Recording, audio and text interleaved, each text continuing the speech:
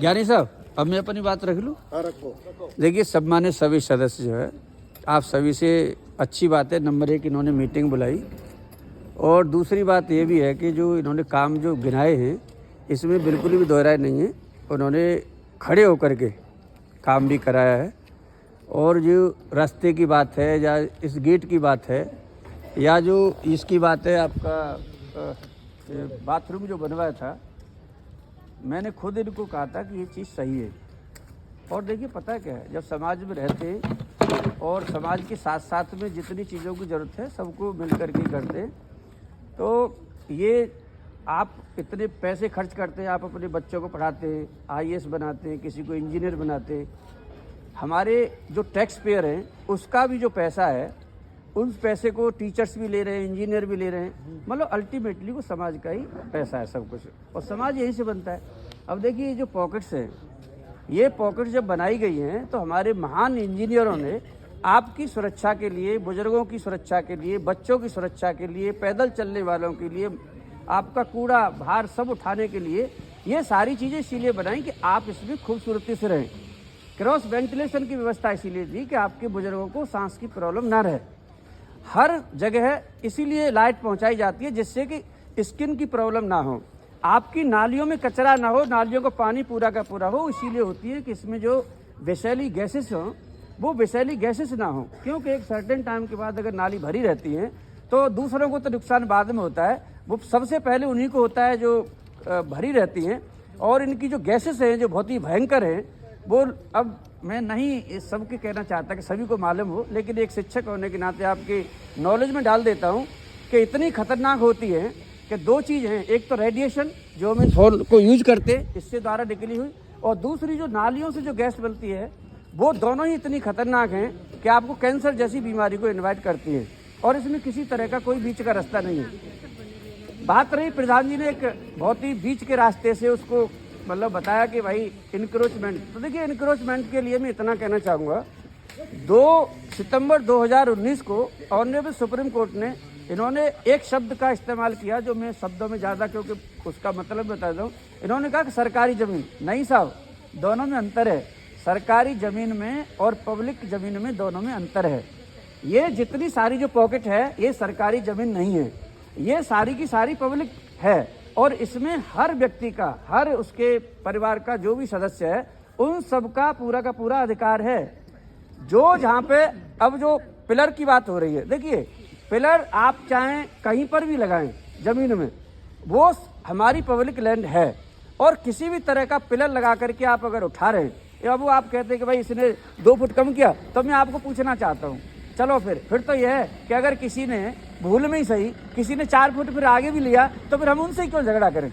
जब आप ये कहते हैं कि भाई लगे पिलर ही लग करके, और आप आम सभा इस बात को कहती है कि भाई अपने अपने पिलर लगाओ, आप जो नाली से बाहर मत निकालो, ये आप कहना चाहते हैं, और इसको रिकॉर्ड करो। फिर जो है, फिर पता क्या है, सब सम्मानित सदस्य से बोलो कि भैया एक काम करो, जो नाली है ना, नाली को छोड़ दो और उसको पिलर उठाओ, आप सब बना लो, बना दीजिए। फिर जो है, अगर आपको इस बात मतलब ये परमिटेड है, और आप सुप्रीम कोर्ट भी कहें, और मतलब फिर आपको संविधान नहीं मानना, सुप्रीम कोर्ट को नहीं मानना, हमारे जो कस्टम्स हैं, रीति रिवाज हैं, उन सबको नहीं मानना, तो आप ये काम कर सकते हैं, आप ऐसा फैसला ले सकते हैं। लेकिन मेरी राय आपके सम्मानित सदस्यों के सामने बिल्कुल क्लियर है, अपने घर में किसी तरह का ऑल्टरेशन वो करना आपका अधिकार है, लेकिन जो आपका फ्लैट है, आपका फ्लैट DDA एक्ट के तहत में जो उसकी बाउंड्री है, उसके में से अगर एक भी ईंट निकलती है तो वो नाजायज है, और वो नाजायज ये नहीं है कि उनके लिए, वो मेरा हिस्सा है, क्योंकि वो पब्लिक ज़मीन पर है।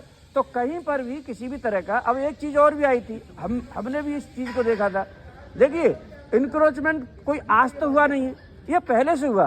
तो उसमें ऐसा होता है कि जब मान लो बहुत सारी इतने समय से बन गए, तो कम से कम आपको एक डेट तो लगानी पड़ेगी कि भाई अब ठीक है, जैसे खुद ही मान रहे हैं, तो भाई उसके बाद बंद करो।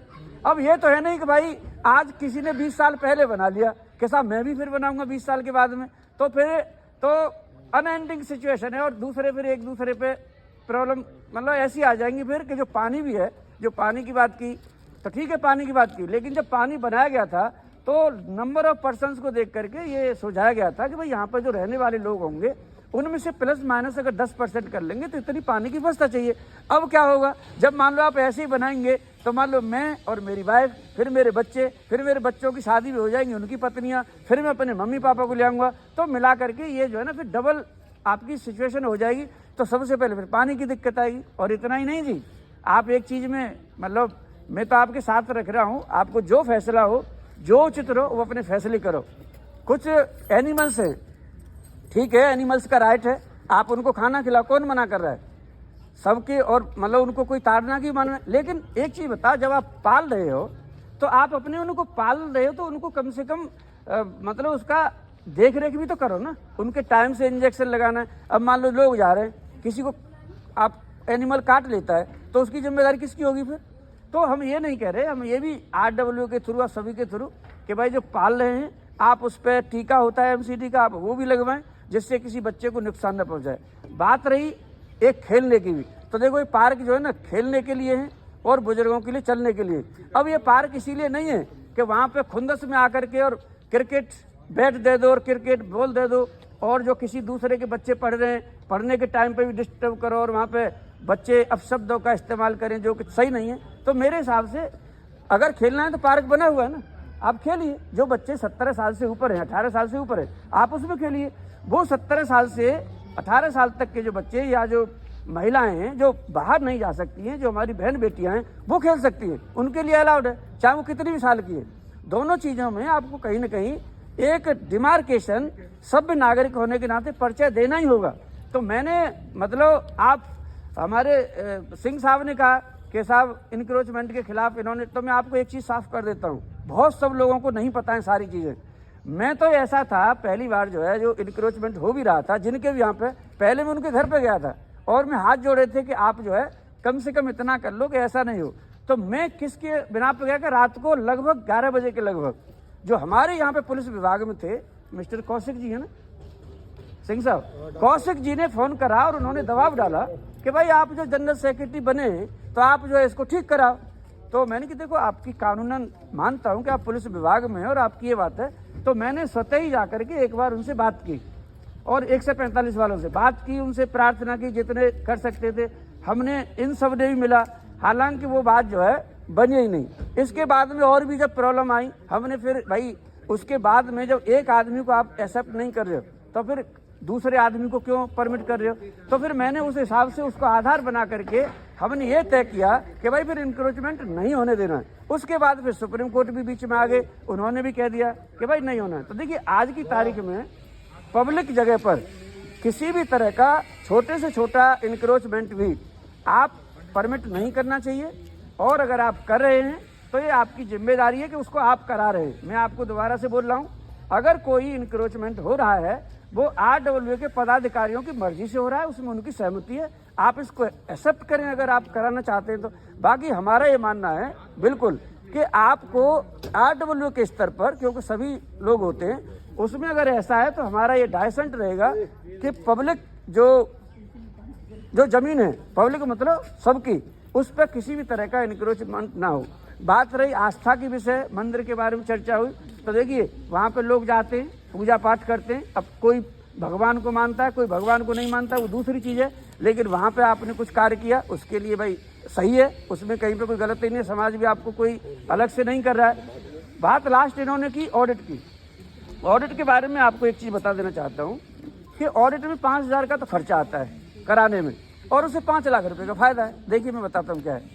अगर आप जो है एक ऑडिट को विधिवत रूप से करा लेते हैं मान लो, और आपके पास ये डॉक्यूमेंट है, तो बहुत सारे लोगों को नहीं पता, हालांकि मुझे इस बात का श्रेय भी नहीं चाहिए, मैं तो सिर्फ बता रहा हूँ, RWA को भी गवर्नमेंट की तरफ से ग्रांट मिलना शुरू होती है जब आपके पास में अपनी छोटे, जैसे मान लो आपके पास 1 लाख रुपए है, अगर आप 1 लाख रुपए का हिसाब किताब नहीं रख पाते तो सरकार आप पे कैसे विश्वास करेगा आपको 5 लाख रुपए किसी कार्य करने के लिए दे कि आप उसका हिसाब किताब रखेंगे?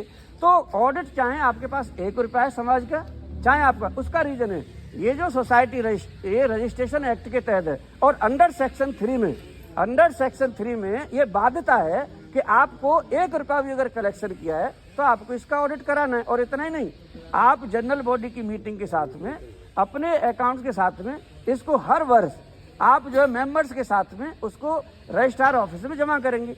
ये सारी की सारी एक ऐसी खूबसूरती पैदा करता है कि अगर छोटी छोटी चीज़ों को भी अगर मानते तो मुझे नहीं लगता कि हम कोई काहे कि यहाँ पे सब किसका कोई जीवन है, कोई 10 साल पहले जिएगा, कोई 10 साल बाद में जिएगा। जो पिछली जनरल मीटिंग की बॉडी में थे वो भी सम्मानित थे, देख लो आज बोलने के लिए नहीं है, तो हम काहे के लिए किसी से लड़े। हाँ, मेरी आपसे प्रार्थना है, अगर आपको दम लगाना है, अगर आपको बच्चे हैं, छोटे हैं, नाती है और बेटे हैं, आप उनकी पढ़ाई पे खर्च करें। अगर आपने पढ़ा दिया तो आप समझ लीजिए कि ये वो आप एक गज जगह कर दे, आपका बच्चा पढ़ेगा पूरा फ्लैट खरीद लेगा, और बाई चांस आप इसी में उलझे रह गए तो बच्चा भी फिर वो देखेगा। तो कहीं ना कहीं समाज में आपकी उन्नति और आपके परिवार की उन्नति, सबकी उन्नति शिक्षा में निहित है। तो मेरी प्रार्थना है कि जिन जिन के भी बच्चे हैं, और मैं आपको बता दूं इसके पॉकेट के बच्चे कई मेरे साथ आते जाते हैं, उसमें मतलब मैं जब जाता हूँ 10 रुपये की बस में, और इसमें इतने बच्चे पढ़ने में अच्छे हैं। इस बच्चे में कहता हूँ IAS बनने की ताकत उनके अंदर है और हमारी पॉकेट में ही है। पता नहीं हम ऐसे बच्चों को क्यों नहीं प्रेरित करते और थोड़ी सी उनको और चीज करें। हर 6 महीने के बाद कोई डिबेट ही मान लो हो जाए, कुछ ऐसा माहौल बनाए। अभी पता क्या, कोई मिल जाए किसी से नमस्ते करने तैयार नहीं है। अरे कैसी पॉकेट है यार, अपने से बड़े कोई भी हो, किसी भी तरह के हो, उन सबसे बच्चों को, अब बच्चों को अगर ये सिखाओगे कि नहीं नहीं आपको ना उनसे नमस्ते नहीं करना, तो बच्चा क्या करेगा। ये तो आपकी कहीं ना कहीं आपकी जो नैतिकता है वो बिल्कुल धराशायी हो रही है। हम कह रहे हैं कि अपने से बड़ा कोई भी हो, कहीं पे मिलो और रोज लड़ाई हो रही हो, होने दो, क्योंकि लड़ाई भी इंसानों में होती है। जब इंसान ही नहीं बचेगा तो लड़ाई किससे होगी। और लड़ाई इसीलिए होती है अच्छे के लिए, कोई बंटवारा थोड़ा हो रहा है यहाँ पे कि बहुत ज्यादा है। तो हमारे हिसाब से आपने जो अच्छे काम करे उन सब के लिए बधाई।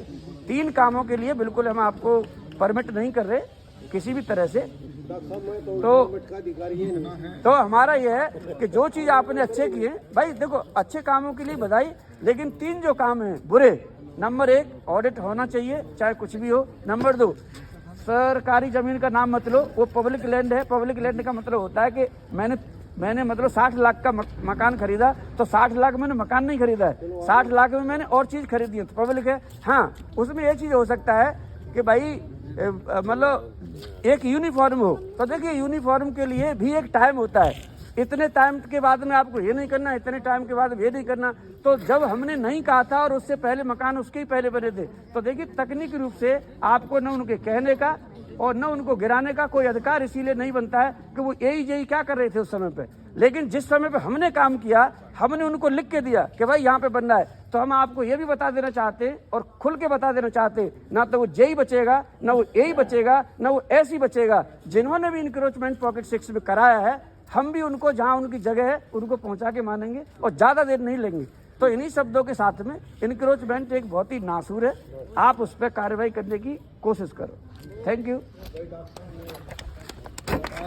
बात है, उनके अपने विचार है, ये सब